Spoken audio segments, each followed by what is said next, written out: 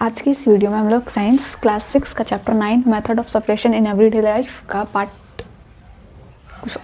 2 देखने वाले हैं।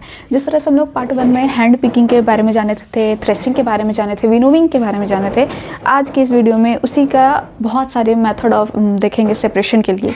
मतलब बहुत ऐसा अलग अलग चीज़ है जो कि हम लोग सेपरेट करना चाहते हैं।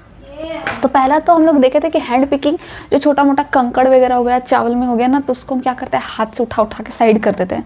उसको हैंड पिकिंग सेपरेशन कहते हैं, मेथड ऑफ सेपरेशन कहते हैं। थ्रेशिंग का मतलब क्या होता है? थ्रेशिंग का मतलब जो जैसे गेहूं है, ठीक है, तो धान जो होता है, धान, तो धान को हम लोग कैसे क्या करते हैं, बीट कर करके धान के सेपरेशन, धान को क्या करते हैं, अलग करते रहते हैं। तो इस तरह से एक सेपरेट कर सकते हैं। विनोविंग का मतलब जैसे हम लोग गेहूं या चावल को फटकते हैं या उसके अंदर कुछ स्मॉल पार्टिकल्स छोटे मोटे हो गए, तो उसको क्या करते हैं, ऐसे सूप जो होता है ना, सूप को ऐसे खड़ा करके, और जो इधर से विंड हवा चलती रहती है, यदि हम इसको ऐसे कर दें, हवा इधर से आए, तो वो जितना भी उसका डस्ट पार्टिकल्स वो हवा के थ्रू, वो विंड के थ्रू वो उड़ जाता है। तो उससे वो, उसको हम विनोविंग कहते हैं, इस प्रोसेस को। तो उसके बाद आता है हमारा सीविंग। क्या आता है? सीविंग। तीन, ये चौथा प्रोसेस होता है। सीविंग का मतलब क्या होता है? छनना, ठीक है। सीविंग जैसे चलनी जिसको बोलते हैं ना, जिससे हम लोग आटा चालते हैं, है ना, उसको सीविंग, उसको चलनी कहते हैं, ठीक है। तो सीविंग का मतलब छनना या चलनी कहते हैं। तो ये क्या करता है, allows the fine floor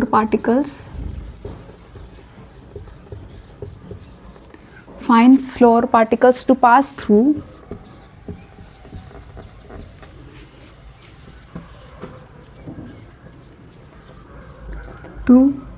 the holes of the sieve, ठीक है। The bigger particles such as bran,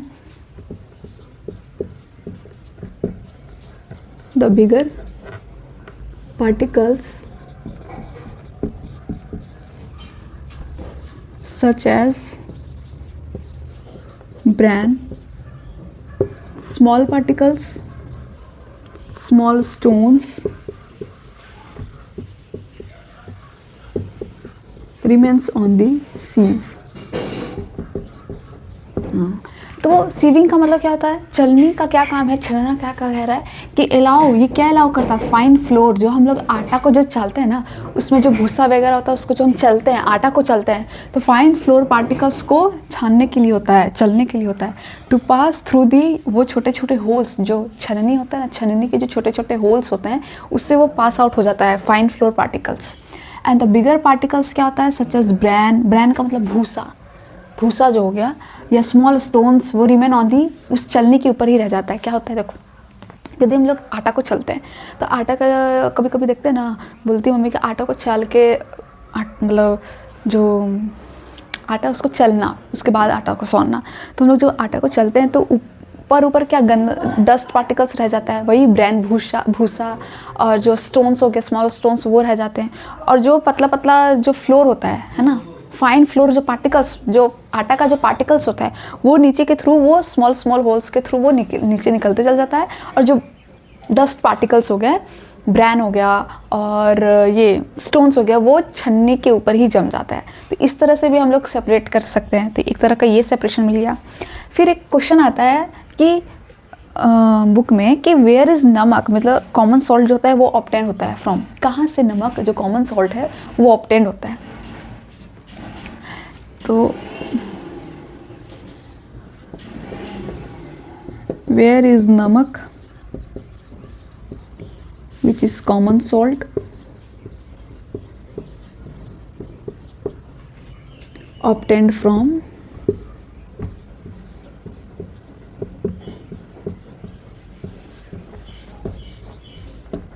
obtained होता है, कहाँ से ऑब्टेंड होता है common salt.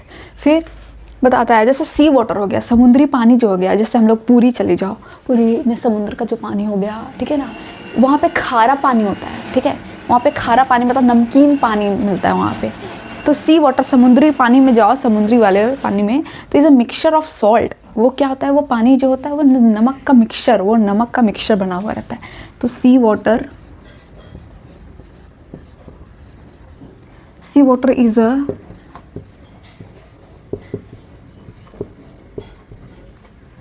mixture of salt and some other substance, और कुछ अदर सब्सटेंस का।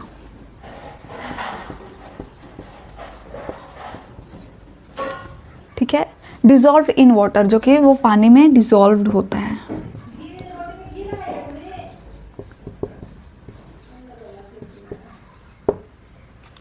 ठीक है, वो वाटर में डिजॉल्व होता है। To obtain the salt, salt को जब जैसे हमको नमक ऑब्टेन करना है उस समुद्री पानी से, to obtain salt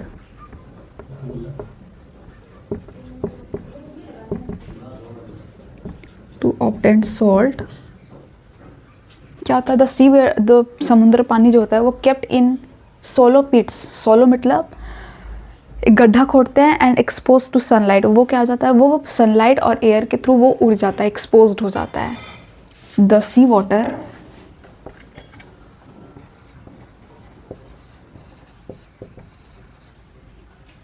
is kept in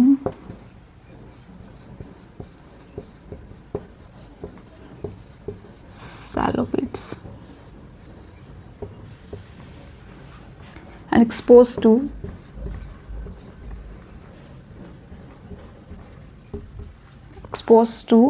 sunlight and air.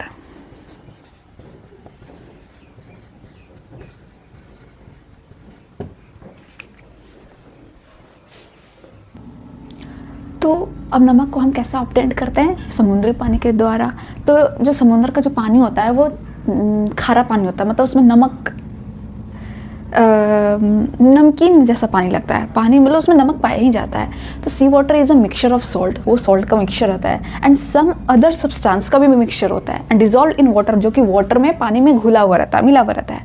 To obtain a salt, salt को ऑब्टेन के लिए मतलब पाने के लिए, the sea water is kept, जो पानी होता है सी वाटर इज केप्ट, किसमें रखा जाता है, उसको हल्का सा थोड़ा सा उसको गड्ढा किया जाता है, उसमें रखा जाता है, एंड एक्सपोज टू सनलाइट, और वो क्या करता है ना, वो जो पानी होता है वो एयर के प्रेजेंस में, हवा के प्रेजेंस में वो एक्सपोज्ड हो जाता है, मतलब वो उड़ जाता है।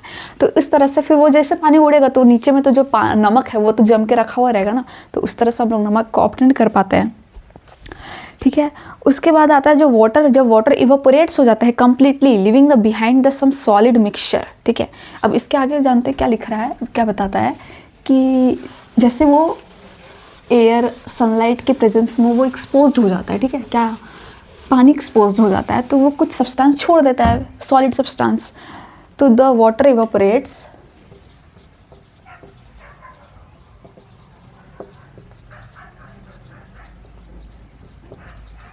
द वाटर इवापोरेट्स कंप्लीटली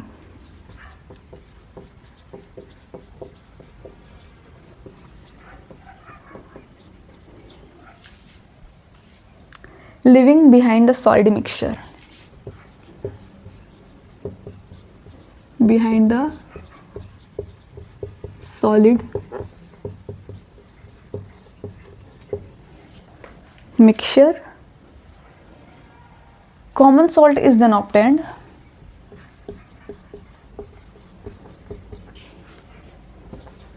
जो common salt होता है is then obtained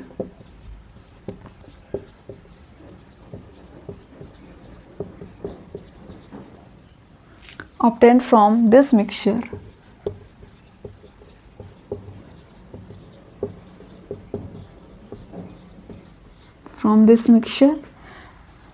by further purification के बाद।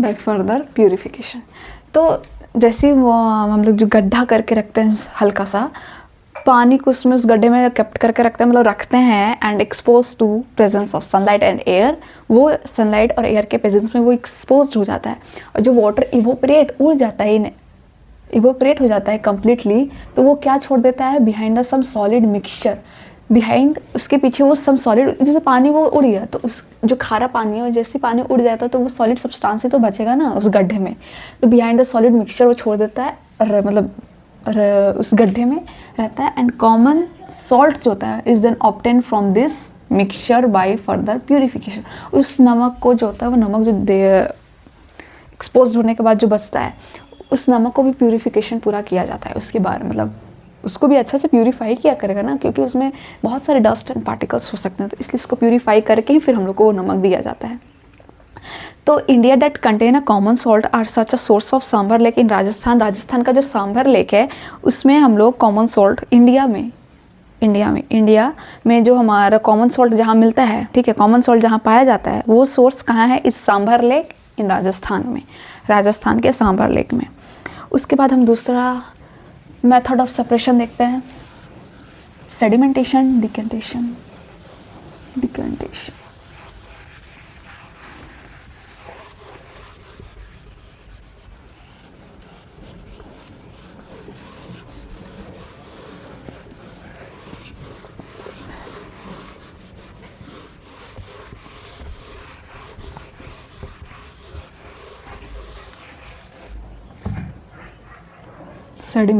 उसके बाद हम लोग का आता है sedimentation.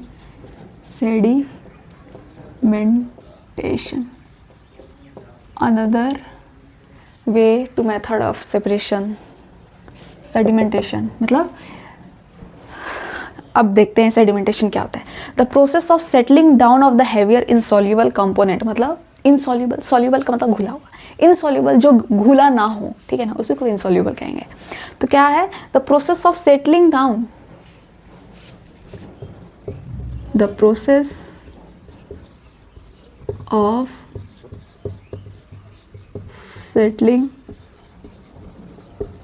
settling down of heavier insoluble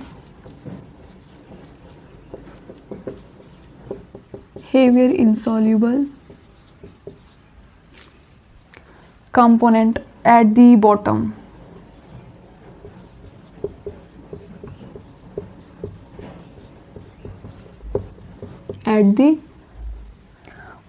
of a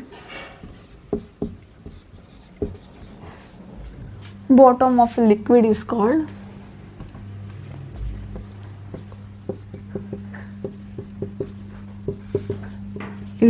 sedimentation.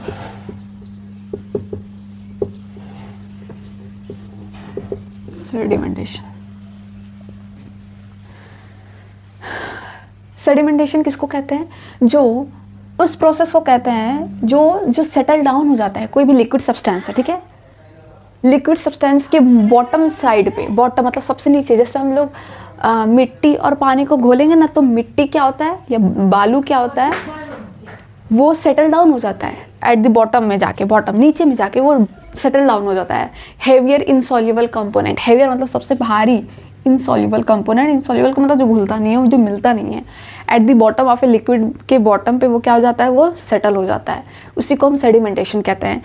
इसका फिर आता है डिकेंटेशन, सेडिमेंटेशन, और उसका फिर दूसरा आता है डिकेंटेशन।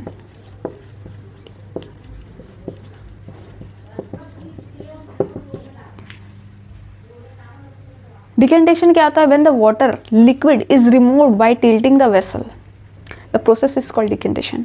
व्हेन द वाटर जो लिक्विड है उसको रिमूव कर दिया जाए बाय टिल्टिंग द, एक वेसल के through,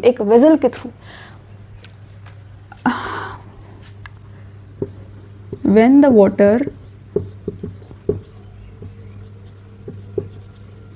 or liquid substance is removed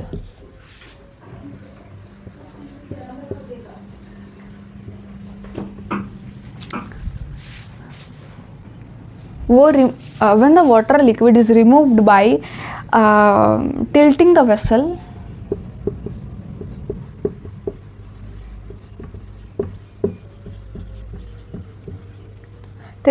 the process is called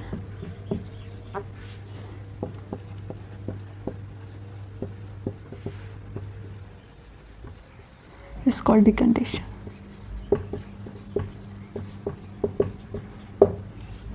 ठीक है, जैसे हम लोग को तेल होता है ना, ऑयल, कोई सभी लिक्विड सब्सटेंस, हमको किसी एक छोटे वाले में, सबसे स्मॉल होल में उसको हमको तेल डालना है, तो डालने में दिक्कत होता है ना, तो उसको हम टिल्टिंग वेसल के थ्रू हम उसको या कोई लिक्विड सब्सटेंस को डालते हैं तो उसको हम डिकेंटेशन कहते हैं। एक वेजल के थ्रू, एक टिल्टिंग वेजल के थ्रू हम उसको क्या करते हैं, कोई भी लिक्विड सब्सटेंस को दूसरे चीज़ में डालते हैं या रिमूव करते हैं, तो उसको हम डिकेंटेशन कहते हैं। ठीक है, फिर आता है फिल्ट्रेशन। फिल्ट्रेशन क्या होता है, जो the process separating the tea leaves from the T is called the filtration. छन्नी, चाय छन्ने वाला को छन्नी कहते हैं। तो फिल्ट्रेशन किसको कहते हैं, अब ये भी देख लेते हैं फिल्ट्रेशन किसको कहते हैं।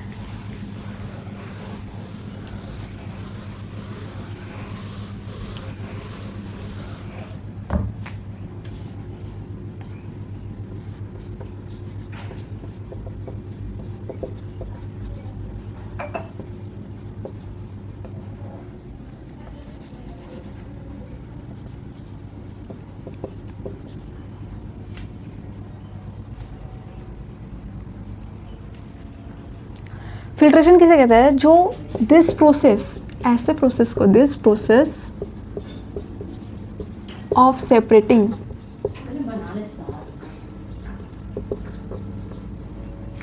Tea leaves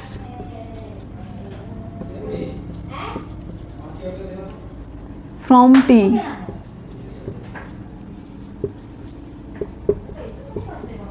is called filtration.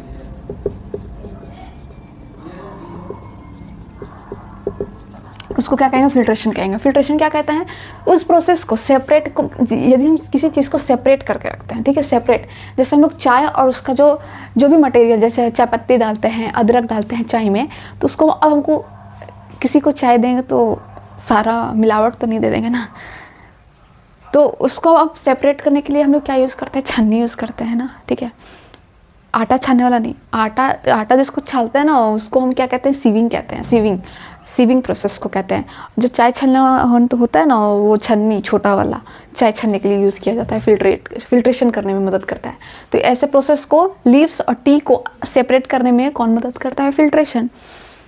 If the water is still muddy, यदि पानी मडी है, मिट्टी वाला, इम्प्योरिटीज़ है, can be separated using filter with a very small hole or the pore. Filter paper के through is one such a filter that has very fine pores, बहुत पतला fine पोर होता है, उसके थ्रू हम लोग मडी वाले वाटर को हम लोग सेपरेट कर सकते हैं, अलग कर सकते हैं उसको। ठीक है, तो if the water is still muddy, यदि पानी में वो क्या हो, स्टिल मडी वाला है, जैसे क्या होता है ना कि सारा मिट्टी निकल चुका है, लेकिन तब भी धोने के बाद थोड़ा सा मिट्टी रह ही जाता है, बच ही जाता है, तो अब उसको निकालने के लिए, इम्प्योरिटीज़ को हटाने के लिए, सेपरेट करने के लिए क्या करते हैं, फिल्टर पेपर का यूज़ करते हैं। फिल्टर पेपर में बहुत छोटे छोटे होल्स होते हैं, that has a very fine pore, उसके थ्रू हम लोग क्या करते हैं, मडी वाटर को हटा सकते हैं, इम्प्योरिटी से प्योरिटी हम उसको ला सकते हैं। अच्छा, फिर दूसरा आता है हमारा churning. What is a churn? अच्छा, चर्निंग का मतलब होता है, ये तो सब जानता होगा, मम्मी जब क्रीम जब निकालती है, बोलते हैं ना चिकना निकाल दिया करो, माखन, जब मम्मी वो क्रीम माखन निकालती है, तो जो प्रोसेस होता है माखन निकालने का, उसको हम चर्निंग कहते हैं। जैसे यशोदा मैया को याद करो, यशोदा मैया क्या करती है, वो जो उनका जो घड़ा होता है, घड़ों में जो पूरा मलाई वगैरह या मिल्क जो भी होता है, उसको एक तरह से एक डंटा रहता है और वो रस्सी से इस तरह से खींचती हैं, तो इस प्रोसेस को हम क्या कहते हैं, चर्निंग कहते हैं। ऐसे प्रोसेस करने पर ना वो क्रीमी सा वो चीज़, मतलब जो माखन होता है ना, वो निकल के आता है। तो चर्निंग लिखते हैं, क्या होता है चर्निंग,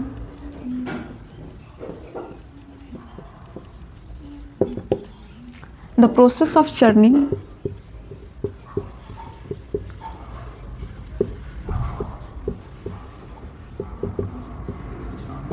यूजिंग अ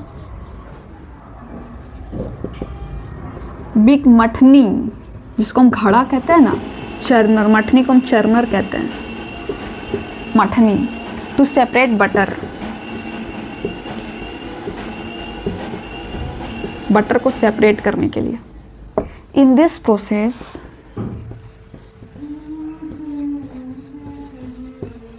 इस प्रोसेस को the butter being lighter floats, जो बटर होता है, जो माखन होता है ना, बटर, वो थोड़ा थोड़ा क्या होता है, वो फ्लोट करने लगता है उस पानी के ऊपर, मतलब वो या मलाई जो मिल्क है उसके ऊपर वो फ्लोट करने लगता है।